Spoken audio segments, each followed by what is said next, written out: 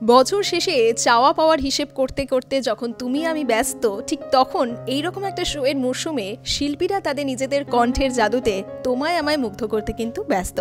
আজকে আমার সঙ্গে কফি হাউসে রয়েছে ভেরি ট্যালেন্টেড এবং ভীষণ পরিচিত singer Kinjal Chatterjee. Welcome Kinjal da. Thank you so much. কেমন আছো কিঞ্জল দা? খুব ভালো আছি, আর অলওয়েজই ভালো থাকি, সেটার থেকে কিছু অন্যথা হয়নি। বেশ, আর আজকে যেটা দিয়ে তুমি কেমন আছো? আমি তো খুব ভালো আছি, বিশেষ করে আজকে তোমার সঙ্গে যখন বসতে পেরেছি, মানে আড্ডাটা হবে, মানে বহুদিন ধরে প্ল্যান চলছে আমাদের, চলছে এবং খুব ব্যস্ততার মধ্যে যেটুকু বললাম আর কি, শোয়ের মরশুম চলছে, তার মধ্যে একটু পাকড়াও করে আজকে নিয়ে এসেছি কিঞ্জলদাকে। তো গান গল্প আড্ডা সবই হবে। কিঞ্জলদা, প্রথমে যেটা শুরু করলাম, আমরা তো এই বছরের একদম শেষে চলেই এসেছি। তোমরা এখন প্রচুর পরিমাণে এখন শোজ করো, তার আগে তোমাদের মাথায় থাকে যে প্রত্যেকটা অডিয়েন্সকে মন ভরিয়ে দিতে হবে, কিন্তু তার আগে কখনো আমরা সেই খবরটা পাই না যে তোমাদের মনের সিচুয়েশন সেই সময় কেমন থাকে। তো সেইটাকে সবসময় ব্যালেন্স করাটা ঠিক কিভাবে হয়? প্রত্যেকটা শোয়ের আগে তো সব থাকে না সমান। এটা মনে হয় যে কোনো পারফর্মিং আর্টিস্ট যারা একটা সময়ের পর, মানে এক্সপিরিয়েন্স হয়ে যাওয়ার পরে, এটা তাদের নিজে থেকেই হয়। মানে তারা জানে যে মন খারাপ থাকুক, শরীর খারাপ থাকুক, ওই স্টেজটায় উঠলে তখন সব ভুলে যেতে হয়। ঠিক ঠিক ঠিক, সেটা নিজে থেকেই হয়ে যায়, সেটা আলাদাভাবে কিছু আলাদা করে সেটা কোনো প্রিপারেশন নিতে হয় না, সেটা হয়েই যায়। গানের শুরুর জার্নিটা আমরা জানি, তারপরে এখন এই মুহূর্তে টলিউড বলিউড দু জায়গাতেই দাপিয়ে কাজ চলছে। ডিফারেন্স কি কি লক্ষ্য করছো এখন কিঞ্জলদা এই মুহূর্তে দাঁড়িয়ে? দেখো, রিজিওনাল যে কোনো জায়গায়, মানে বিশেষ করে আমি যদি বাংলার কথাই বলি, কারণ আমি বাংলার ছেলে, রিজিওনাল জায়গাতে না কাজের পরিসরটা কম, কাজও কম। যেখানে বম্বেতে জিনিসটা ঠিক উল্টো, ন্যাশনাল একটা জায়গা এবং প্রচুর কাজ, তো ওই জন্য সেই কম আর বেশির যা প্রোজ অ্যান্ড কনস সেইগুলোকে দেখা যায় বেসিক্যালি। নেপোটিজম নিয়ে আজকাল খুব কথা হচ্ছে মার্কেটে, সেটা নিয়ে তোমার কি বক্তব্য? যে কোনো কিছুই না ওভারডু করলে খুব মুশকিল। নেপোটিজম কথাটা তখনই এসছে যখন লোকে দেখছে যে, মানে পাবলিক দেখতে পাচ্ছে যে যারা যোগ্য তারা সুযোগ পাচ্ছে না, তারা সাইড লাইনে বসে আছে, আর কেউ কারোর ছেলে বা কেউ কারোর পরিবার বলে সেই সুযোগটা পেয়ে যাচ্ছে এবং সে ভালোভাবে সুযোগ কাজে লাগাতে পারছে না, তখন কথাটা ওঠে। সেই জন যদি খুব ভালো কাজ করে দেখায় তাহলে তো সেটা হয়েছে। ঋতিক রোশনকে কি কেউ দেখে বলেছে? বলেনি, তো বলবেও না। নিজে যখন জার্নিটা শুরু করছিলে খুব একটা স্মুথ তো ছিল না, অনেক কিছু পেরিয়ে, হার্ডলস পেরিয়ে আজকে এখানে ফিরে তাকালে মনে হয় যে আজকে ওই জিনিসগুলো না করলে হয়তো অন্য জিনিসগুলো করলে বেটার হতো। যদি আমি রিয়েলিটি শো এর কথাই বলি, অনেক সিঙ্গাররা রিয়েলিটি শোতে না গিয়েও ফেম পেয়েছে, সেটা কি তোমার গিয়ে কোথাও মনে হয় যে রিয়েলিটি শো তুমি সব জায়গাতেই গেছো? খারাপ দিক আর ভালো দিক যদি বলতে বলি, রিয়েলিটি শো হচ্ছে একটা ওই তোমাকে একটু এগিয়ে দেয়, মানে খুব কম টাইমের মধ্যে অনেকটা এগিয়ে দেয়, মানুষজন চিনতে পারে। এবার সেটা তারপরে কতটা কেউ কাজে লাগাতে পারলো তার ব্যাপার সেটা। বরং রিয়েলিটি শো ছাড়া, মানে অ্যাটলিস্ট যখন আমরা রিয়েলিটি শো করি, এখন তো ইনস্টাগ্রাম, একটা নিজের ইনস্টাগ্রাম পেজ এখন রিয়েলিটি শোর থেকে বেশি, যদি কেউ কাজে লাগাতে পারে, তো সেটা সেই সুবিধাটা এখন পাওয়া যায়, তখন ছিল না। তো তখন reality show was the only way যে তুমি ফাট করে একটা জায়গায় পৌঁছে যাবে, একটা নাম পেয়ে যাবে। এবার সেটাকে তুই তারপরে কাজে লাগাচ্ছ কিনা সেটা তোমার ব্যাপার। সেটা আমার ভাগ্য যে আমি সেরকম মেন্টার্স পেয়েছি যে তারা আমাকে ভটকে যেতে দেয়নি, কিন্তু অনেকে ভটকে যায়, অনেকে সরে যায়, অনেকে হারিয়ে যায় এই কারণে। কিন্তু রিয়েলিটি শো ব্যাপারটা খুব সুন্দর একটা জায়গা, সবার এক্সপিরিয়েন্স করা উচিত। তুমি ইনস্টাগ্রামের কথা বললে, আর ইনস্টাগ্রামে এখন যেই মুহূর্তেটা চলছে, যে আমি এখন ট্রেন্ডের কথাই যদি বলি, নিজের মতন গান করছি, সমস্ত কিছু ঠিক আছে, প্রচুর সিঙ্গাররা নিজেদের গান কম্পোজ করে সেটা রিলস বা ইউটিউব সব জায়গায় ছাড়ছে।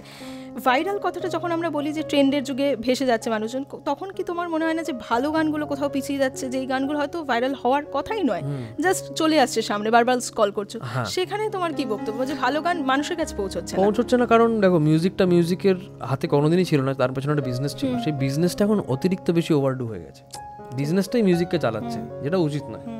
সেই কারণে নন মিউজিক্যাল জিনিসপত্র আমাদের কাছে বেশি আসছে, আমরা সেটা কনজিউম করতে বাধ্য হচ্ছি। আর প্রচুর ভালো ভালো গান, ভালো ভালো মানে পিসেস অফ মিউজিক এবং বা আর্ট ফর্ম, সেইগুলো আমরা ততটা পৌঁছচ্ছে না এসে আমাদের কাছে, মানে রেশিওটা উল্টো পাল্টা হয়ে গেছে। তো সেইটা ঠিক নয়। বললাম যে কোনো জিনিস ওভারডু করলে খারাপ, সেটা ঠিক। ওভারডু তো আমরা কিছু করছি না আপাতত। যখন কিঞ্জলদাকে পেয়েছি, কিঞ্জলদাকে জিজ্ঞেস করি যে গানের সূত্রে বহু জায়গায় যাওয়া হয়েছে এখনো পর্যন্ত, ঘোরা তো মনে হয় কম হয়, গানের সূত্রে যাওয়া হয় বলে গানটাই কনসেন্ট্রেট করা হয়। এখনো পর্যন্ত বেস্ট জায়গা যদি বলি এবং খুব ভালো একটা মুহূর্ত নিয়ে ফিরেছো, সেটা কোনটা? জানি অনেকগুলো রয়েছে। ঘোরার জন্য নাকি গানের জন্য? আচ্ছা, গানের জন্য। ওকে, হ্যাঁ মানে প্রচুর মুহূর্ত, আমি বলবো যে সেটার ডেপথটা আমি বড় জায়গা বা দারুণ মানুষ এরকম দিয়ে বলবো না, অনেক ছোট ছোট জায়গায় দারুণ দারুণ এক্সপিরিয়েন্স হয়েছে আমার। আর বড় জায়গা বলতে গেলে শ্রেয়াদির সাথে গান বাজনা করতে গিয়ে হয়েছে অফকোর্স। আমরা আগে এই বছরই আমরা জুলাইতে ইউএস ট্যুরে গেছিলাম, ওখানে শ্রেয়াদি পারফর্ম করলো লস অ্যাঞ্জেলেসের ডলবি থিয়েটারে উনি as first Indian artist perform করলেন। আর সেই উপলক্ষ করে আমিও উঠে পড়লাম সেই স্টেজে। ডলবি থিয়েটার হচ্ছে সেই থিয়েটার যেখানে গ্র্যামিজ, অস্কারস হয়, মানে একটা হেরিটেজ সাইট আর কি। সেইখানে দাঁড়িয়ে গান গাওয়ার সেই অ্যাম্বিয়েন্সটা, দাঁড়িয়ে সেই ভাইব্রেশনটা নেওয়া, এইটা আমার কাছে একটা বিরাট এই বছরের পাওয়া আর কি। আচ্ছা, এই বছর, আর এই বছর পাওয়া যখন বলে, এই বছর কিন্তু আমরা তোমার কাছ থেকে ব্যাক টু ব্যাক অনেকগুলো গান পেয়েছি। তো প্রথমেই যদি বলি সুবর্ণরেখার কথা, সুবর্ণরেখা গানের সুযোগটা প্রথম এলো কিভাবে তোমার সঙ্গে? সুবর্ণরেখাটা খুব কি বলবো, মানে খুব অ্যাব্রাপ্টলি এলো। বেসিক্যালি 2022-এ শ্রেয়াদি একটা শো করতে এসেছিল কলকাতায়, কি একটা কোকাকোলা উৎসব, কোক স্টুডিও উৎসব না কি ছিল একটা ফেস্টিভ্যাল।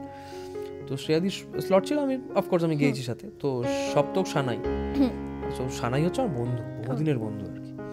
তো ততদিনে ভালোবাসার মৌসুম হিট হয়ে গেছে, তো আমি সানাইকে আসতে বলেছিলাম, তুই আয় ওটা দেখ। শ্রেয়াদি ভালোবাসার মৌসুম গাইছে এখন, তো দেখতেও ভালো লাগে, নিজের গানটা পারফর্ম করছে। তো সানাই এসেছিল, শ্রেয়াদি রীতিমতো, শ্রেয়াদির সঙ্গে দেখাও করালাম। তারপরে খুব মানে শ্রেয়াদির খুব ভালো লেগেছে, সানাই তো আপ্লুত। তারপর শ্রেয়াদি স্টেজে সানাইয়ের নামও বললো যে সানাই আজকে এসছে এখানে। বিরাট আমারও একটা খুশির জায়গা, কারণ আমার নিজের বন্ধু, হ্যাঁ নিজের বন্ধু, একটা নিজে মনে হচ্ছে আমার পার্সোনাল মনে হচ্ছে আর কি। তো সানাই ওই শোটা হয়ে যাওয়ার পরেই সেদিন রাতেই বলছে যে ভাই তোর আর শ্রেয়াদির আমি একসাথে স্টেজ তো কখনো দেখিনি, তোদের গলাটা না একে অপরকে হেভি কমপ্লিমেন্ট করে, কিন্তু আমি কিন্তু অডিও হিসেবে ভাবছি একটা গান করতে হবে। তখন থেকে ওর মাথায় চলছে, এই করতে করতে ওর কাছে ফিল্মটা আসে, আর গোটা ফিল্মে একটাই গান, এই সুবর্ণরেখাতে। তো সেই সুযোগেও ঝাঁপিয়ে পড়ে, আমাকে বলে যে দেখ একটা গান, একদম শ্যুটটা যখন জাস্ট হু হু করে গাইছে সেরকম সময় থেকে আমাকেও শোনাচ্ছে, এই শ্যুটটা কেমন লাগছে বল, এটা কি গানটা জন্ম হতে দেখেছো তুমি? একদম। গানটা একটু দু লাইন হবে নাকি? জানো কি জোনাকি খুঁজে এনেছিল কবে কারালো, ঝিনুকের চিবুকে কেন মুক্ত আদর ছড়ালো, জানি তাও ফাগুনে পুড়ে ছারখার যন্ত্রণাকার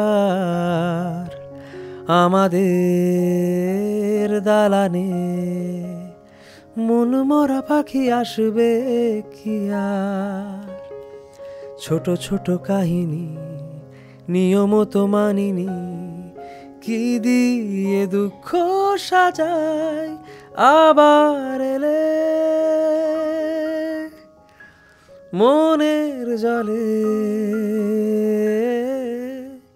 মন ভাসাবো বাঁচবো বলে। এরকম একটা গান শুনতে শুনতে মনে হয় যে কিঞ্জলদা যেন আর থামে না, আর একটু হোক, এটা লুপে চলুক গানটা। কিন্তু আপাতত সময় কম, খুব অল্প সময়ের মধ্যে যতটা পারবো কথাবার্তাই বেশি বলবো, কারণ গান তো আমরা নর্মালি শোনাই হয় স্টেজ শোতে। তো কিঞ্জলদা, এই যে বলে শ্রেয়াদির সঙ্গে এই গানের সুযোগ, প্রথম যখন মানুষটাকে দেখেছিলে, আমরা জানি কিভাবে তুমি কাজটা পেয়েছো, শ্রেয়াদির সঙ্গে কাজ করার সুযোগটা। আমি যেটা জিজ্ঞেস করবো সেটা হচ্ছে, যখন আমরা মানুষটাকে চিনি না তখন তো একটা ইমপ্রেশন আমাদের সঙ্গে তৈরি হয়, তারপর যখন মানুষটাকে চিনি তখন মনে হয় এইগুলো আমি ভুল ভেবেছিলাম, আসলে মানুষটা অন্যরকম। তো শ্রেয়াদির সঙ্গে তোমার ঠিক কীরকম হয়েছিল যখন তুমি মানুষটাকে এক ভেবেছিলে, তারপর গিয়ে যখন এতগুলো কাজের সুযোগ পেয়েছো, আরও ভালোভাবে চিনেছো, তখন সমস্ত কিছু ব্রেক হয়েছে? শ্রেয়াদিকে নিয়ে কিছু ভাবিনি। ও আচ্ছা, কারণ শ্রেয়াদি আমার কাছে একজন মাইস্ত্রো, একদম একদম। হ্যাঁ, ছোটবেলা থেকে যে গান শুনে বড় হচ্ছে আমি, শ্রেয়াদির ব্যাপারে আমার কোনো, যারা একটা স্টারের ব্যাপারে যেন ওনার ফ্যানের ধারণা থাকে ওরকম, আর কোনো মানে নেগেটিভ ধারণা ছিলই না, কারণ তো অত ক্রিটিক্যালি আমি তাকে দেখতেই পাইনি। যখন দেখা হলো তখন দেখলাম মানুষটা একটা একদম মাটির মানুষ, এবং খুব প্রফেশনাল, মোস্ট প্রফেশনাল, কিন্তু খুব সিম্পল। সে রিয়েলাইজই করে না যে সে শ্রেয়া ঘোষাল। সে যখন থাকে সে একজন বাড়ির মেয়ে, একটি বাঙালি বাড়ির মেয়ে যেরকম থাকে সেরকম চিল উচ্ছল একদম। আমার কাছে মনে হচ্ছে আমার যদি দিদি হতো কোনো, সেই দিদি যেরকম হতো, আমার কাছে সেই ফিলিংটা এসেছিল। আর এই বছরে তুমি কলকাতার বুকে শো করেছো অল হার্টস ট্যুর, যেটা শ্রেয়া ঘোষালদির সঙ্গেই তুমি, সেটার এক্সপেরিয়েন্সটা যদি একটু শেয়ার করো। আসলে মানে টেকনিক্যালি দুবার হয়েছে, আগের বছর নিকো পার্কে হয়েছিল, ওটা অল হার্টস ট্যুরই ছিল। আর এবারও এটা তো নেতাজি ইন্ডোরে হয়েছিল, যেটা ক্যান্সেল হয়ে অক্টোবরে হলো শোটা, সেপ্টেম্বর থেকে অক্টোবর করতে। নেতাজি ইন্ডোরটা অভাবনীয় হয়েছে, মানে নেতাজি ইন্ডোরটা এতই ভালো হয়েছে যে কলকাতায় আমি যত শো করেছি 2017 থেকে হয়ে গেল 7 বছর, আমার কাছে কলকাতায় করা শ্রেয়াদির বেস্ট শো ছিল ওটা, বিকজ অফ অডিয়েন্স। আমি কলকাতার অডিয়েন্সকে এত অ্যাক্টিভ দেখিনি। আচ্ছা, কলকাতার অডিয়েন্স বরাবর একটু না শালীনতা বজায় রেখে, কিন্তু সেই শালীনতা করতে কি হয় যে মনে হয় যে খুব নিশ্চুপ অডিয়েন্স, কিন্তু এইবারে উচ্ছল অডিয়েন্স ছিল, কমিউনিকেট করতে পেরেছো। তোমরা তো ভাবতে পারিনি যে একটা ডেট চেঞ্জ করার পরেও এত প্যাকড হবে, ফুল প্যাকড, এবং সবাই মারাত্মক এনার্জেটিক।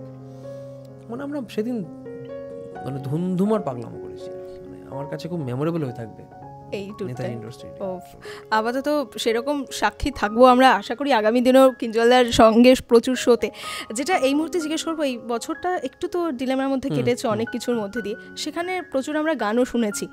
তোমার কি মনে হয় কিঞ্জলদা গানের মাধ্যমে যদি আমরা প্রতিবাদ করি, তোমাদের মতো শিল্পীরা তো গানটাই একমাত্র অস্ত্র, সেটা কতটা এগোচ্ছে মানুষকে, মানুষের চিন্তাভাবনা কি একটুও বদলাতে সাহায্য করেছে? হ্যাঁ, 100%। মানে অরিজিৎ দা যখন আর কবে করছে বা শ্রেয়াদি যখন বন্ধু তুমি শুনবে করছে, কিছু মানুষ তো বদলাচ্ছে, কিন্তু সেটা কিছু মানুষ, অনেক মানুষ যদি বদলে যায় তাহলে খুব ভালো হয়, মানে তাহলে তাড়াতাড়ি না পুরো সিনারিওটা চেঞ্জ হয়। একদমই তাই, কারণ সমস্যাটা মানুষের, সমস্যাটা কোনো সরকারের নয়, সমস্যাটা কোনো রাজনৈতিক দলের নয়, কারণ সবার পেছনে মানুষই আছে, মানুষই সরকার করে, মানুষই রাজনৈতিক দল করে। মানুষ যদি ঠিক না হয় তাহলে তো কোনোদিন কিছু ঠিক হবে না, যেই আসুক আর যেই যাক। একদম। কনসার্ট নিয়ে যখন কথা হচ্ছে, একটা কথা বলি যে এখানে তুমি কনসার্টে প্রায় সব কটা শোতেই কে স্যারকে তুমি ট্রিবিউট দাও, সেই মানুষটার সঙ্গে কি সাক্ষাৎ হয়েছে কখনো? হয়েছিল।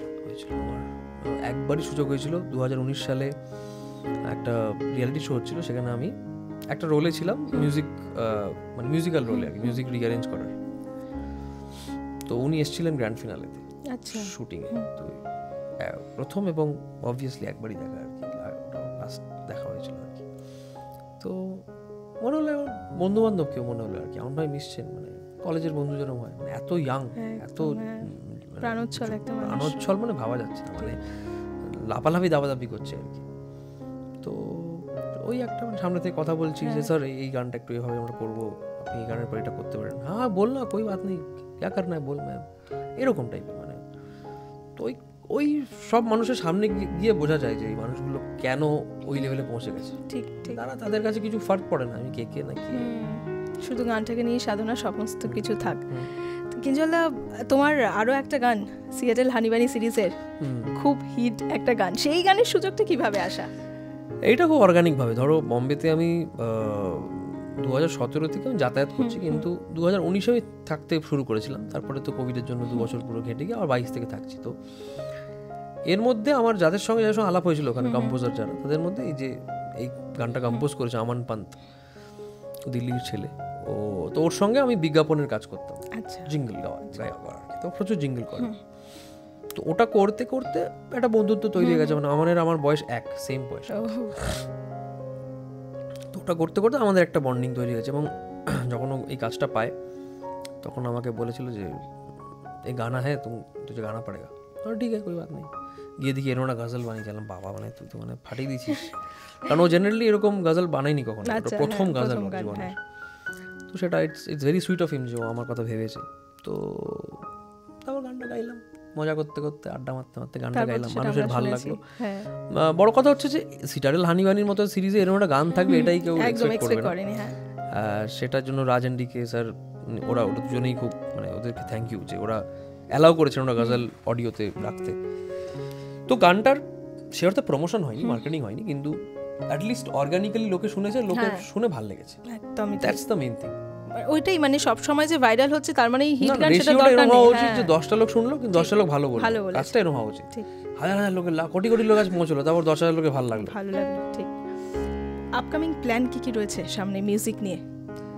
প্ল্যান তো করতেই থাকে, কিন্তু আমার নিজের গান না কিছুতেই করা হয়ে উঠছে না। এটা 2025-এ আমি সবাইকে বলতে চাই যে আমি প্রমিস করছি, মানে যে এবার 2025-এ আলটিমেটলি আমি নিজের গানগুলো পরপর নিয়ে আসবো। আমার নিজের ইউটিউব, নিজের স্পটিফাই, নিজের মানে আইটিউনস থেকে অ্যাপেল থেকে। তো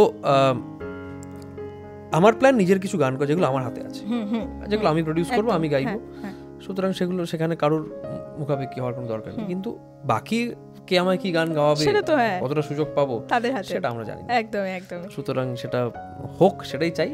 মানে আমরা তার মানে অনেক নতুন নতুন গান কিঞ্জলদার থেকে আমরা পেতে চলেছি, আশা করছি। আর সমস্ত কিছু ঠিকঠাক থাকলে তো হয়েই যাবে। নতুনদের সঙ্গে কাজ করার কোনো মানে ইচ্ছে রয়েছে এই মুহূর্তে দাঁড়িয়ে? মানে তুমি তো তোমার কাজ নিয়ে কথা বলছো, সবটা ঠিক আছে, যখন এই যে বলে নিজের অনেকগুলো কাজ রয়েছে যেটা নিজে প্রোডাকশন করবে, সেখানে মনে হয় যে নতুন কাউকে সুযোগ দেওয়া উচিত, বা সেরকম কিছু কোনো নাম মাথায় রয়েছে এই মুহূর্তে?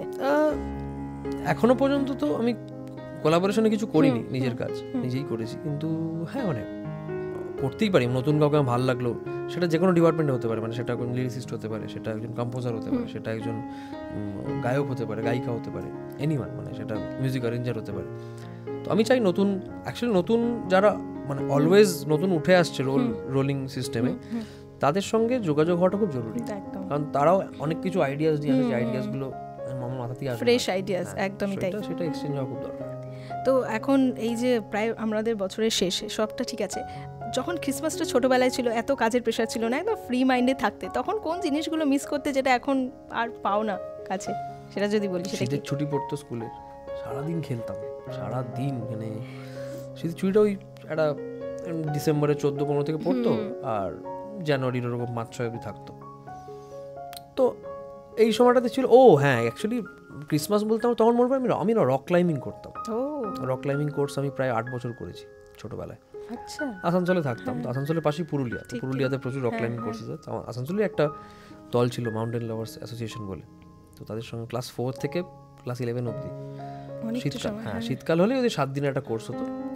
তো সেটা একটা আলাদাই মজা ছিল, মানে উই ইউজ টু মানে look forward to that time আর কি, কারণ এক দল ছেলে মেয়ে আমরা একসঙ্গে থাকতাম, ক্যাম্পে থাকা একদম পাহাড়ের তলায়, হ্যাঁ মানে আলাদাই শান্তি, আলাদাই।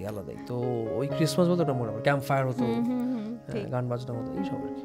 আচ্ছা, আপাতত ব্যস্ততা তো এখন তুঙ্গে, আমরা শোজ, কাজ, সমস্ত কিছু নেই, ফ্যামিলিকে কিভাবে সময় দাও কিঞ্জলদা? মানে দেশ বিদেশ সবসময় তো চলছে, বম্বে সময় বলতে ভার্চুয়ালি সময় বেশি কাটে, কিন্তু এই যখন কলকাতা আসি তখন চেষ্টা করি যতক্ষণ বাড়ি থাকা যায়, যতক্ষণ না তোমাদের মতন লোকজন ডাকছে, মানে আসতে না পেরে চলে আসতে হয় আর কি, মানে যাই একটু এবার, কিন্তু ওই চেষ্টা করি মানে কাজ তো করতেই হয়, কলকাতার কাজগুলো কলকাতায় এসে করি আমি, কিন্তু যতটা সম্ভব বাড়িতে থাকি এখন আর কি, যখন আমি বাইরে বেশি দিন থাকি বলে চেষ্টা করি যে বাড়িতে ডেডিকেটেডলি কিছুদিন বাড়িতে থাকা। যখন অফ একদম কোনো কাজ করছো না, একদম ফ্রি মাইন্ডে, তখন অবসর সময়টা কিভাবে কাটে? কলকাতা থাকলে তো ঘুরে বেড়াই ফ্যামিলির সাথে, মানে আমি খুব মানে ফ্যামিলির সঙ্গে টাইম কাটে বেশি আর কি, আর কিছু বন্ধু বান্ধব হট করে কেউ যদি মানে পপ আপ করে আর কি। আর বম্বে থাকলে তো ফ্রি টাইমে ওই নিজের প্র্যাকটিস, কারণ ওখানে নিজের একা থাকা তো নিজের প্র্যাকটিস করা, ভালো ফিল্ম দেখলাম, ভালো কিছু পড়লাম, এই আর নিজের জোনে একটা নিজের জোন। হ্যাঁ, লুপে এখন এই মুহূর্তে কোন গানটা চলছে? লুপে কিছু এর মধ্যে চলছে না আমার, বাট আমার রোল করতে থাকে এরকম আর কি, মানে পুরোনো কোনো গানও চলে আসে লুপে অনেক সময় চলে। আমি জন মেয়ারের খুব ভক্ত, জন মেয়ার শুনছিলাম, জন মেয়ার কিছুদিন খুব শুনি, মানে আমার প্লেলিস্টটা খুব অদ্ভুত, মানে জন মেয়ারের ঠিক পরে আলী আকবর খান সাহেব, আচ্ছা আলী আকবর খান সাহেব আর কিশোর কুমার, মানে এরকম একটা অদ্ভুত প্লেলিস্ট আমার, তো যার কাছে হ্যাঁ মানে কখন কি চলে কোনো ঠিক নেই। বেশ, আর যেটা এই মুহূর্তে আজকালকার দিনে যা দেখছি, এই বছরটা বেসিক্যালি কলকাতায় কিন্তু বড় বড় শিল্পীদের কনসার্ট চলছে, এবং আজকেও রয়েছে অনেকগুলো কনসার্ট। তোমার এখনো পর্যন্ত ড্রিম কনসার্ট যেটা তুমি দেখতে চাও, সেটা কোনটা? মানে কার কনসার্ট দেখার জন্য এখনো মুখিয়ে আছো? একটা মিস করলাম, ব্রায়ান অ্যাডামসটা পারলাম না দেখতে। ব্রায়ান অ্যাডামসটা আমার দেখার ইচ্ছে ছিল, কারণ ফার্স্ট অফ অল উনি বয়স্ক হয়ে গেছেন, সো সেটা একটা রিস্কি জোন, বয়স হয়ে গেছে বলে। আর ব্রায়ান অ্যাডামসের গান তো আমরা ছোটবেলা থেকে শুনে বড় হয়েছি, তো অনেকগুলো গান জানি নিজে। ড্রিম কনসার্ট এখন অরিজিৎদার কনসার্ট দেখিনি। আচ্ছা, অরিজিৎদার কনসার্ট দেখার ইচ্ছা আছে, উনি ইন্ডিয়ান বলছি। হ্যাঁ, অরিজিৎদার কনসার্ট দেখার ইচ্ছা আছে, সুনিধি চৌহানের কনসার্ট দেখার ইচ্ছে আছে, এগুলো যে আমি গিয়ে দেখবো, বসে মানে জাস্ট দেখবো, শুনবো।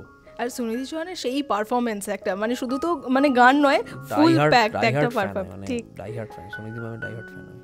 বেশ, 2024 ফুল র্যাপ আপ, তো 2024টাকে যদি কোনো একটা গানে ডেসক্রাইব করতে বলা হয়, তাহলে কোন গানটা হবে সেটা? 24টা বলবো যে আমি সূর্যর গানটাই বলবো, কারণ সূর্যর গানটার মধ্যে একটা খুব প্রচন্ড পজিটিভ মেসেজ আছে, কারণ সিনেমাটার মধ্যেই তাই আছে, পজিটিভিটি একদম। তো অ্যাকচুয়ালি সূর্য একটা এমন চরিত্র যেটা খুব দরকার আমাদের এই এখনকার জমানায় আর কি, এত মেঘলা, একটা সূর্য দরকার যে খালি ওই আলোটা ওই একটা পজিটিভ রে দেবে সবাইকে। তো সূর্যর গানটাই ডেডিকেট করতে পারি। আপাতত এই গানটা আমি শুনবো, এই গানটা শুনেই আমি শেষ করবো আজকে ইন্টারভিউ সেশনটা। তার আগে একটা ছোট্ট কথা জিজ্ঞেস করবো, সেটা হচ্ছে কিঞ্জলদা যদি মিউজিক ইন্ডাস্ট্রিতে কিছু চেঞ্জ আনতে চায় তাহলে সেটা কি হতে পারে? অ্যাটিটিউড চেঞ্জ হলে সব ঠিক হয়ে যাবে। অ্যাটিটিউডটাতেই সমস্যা হয়ে গেছে এইখানে। অ্যাটিটিউড যদি ভেরি ভেরি মানে professional and very straight forward and very sorted হয়, তাহলে আমাদের ইন্ডাস্ট্রি, মিউজিক ইন্ডাস্ট্রি খুব ভালো চলবে। ট্যালেন্টের কোনো অভাব নেই। ঠিক তাই। আর কিঞ্জলদার এই যেটা বললাম, এই গানটা দিয়ে শেষ করবো। নতুন বছর আসছে, খুব ভালো কাটুক কিঞ্জলদা, আশা করি তোমার কনসার্ট খুব তাড়াতাড়ি দেখতে যাবো। যত লিসনার সবার ভালো কাটুক, মানে সবার এটা ইচ্ছে থাকে প্রত্যেক বছর শেষ হওয়ার সময় যে পরের বছরটা একটু ভালো কাটুক। এবার সত্যি সেটা চাইছি যে এবার এতটা কোণঠাসা হয়ে গেছি আমরা, মানে গোটা পৃথিবী জুড়ে এত হিংসা, হানাহানি, এত হেট্রেড, যে সত্যি মনে হচ্ছে যে সবাই মিলে খুব মন দিয়ে ম্যানিফেস্ট করি যাতে 2025টা একটু শান্তিতে কাটে সবার, মানে মানুষ হাসি খুশি মজা করে আনন্দে থাকুক, দ্যাটস ইট, যেটা মানুষ ভুলে গেছে এখন। একদমই তাই। আজকে এখানে এসে কেমন লাগলো কিঞ্জলদা? খুব ভালো, থ্যাংক ইউ সো মাচ। একদিন ধরে কথা চলছে, আলটিমেটলি এসে বসলাম এখানে, খুব ভালো লাগলো। আশা করি আবারও তোমায় পাবো এবং বেশি সময় নিয়ে তোমাকে ধরে রাখবো এবং গান বাজনা সবটা করব। আর সূর্যের গানটা দিই তাহলে আজকে এপিসোডটা আমরা শেষ করি। ঠিক আছে, ছোট্ট করে গাইছি। হ্যাঁ একদম। দারে রা রে রে, দারে রা রা রা রে রা, দারে রা রে রে, দারে রা রা রা রা রা, রা রা রা রা রা রা রা রা রা রি রি, দা রা রা রা রা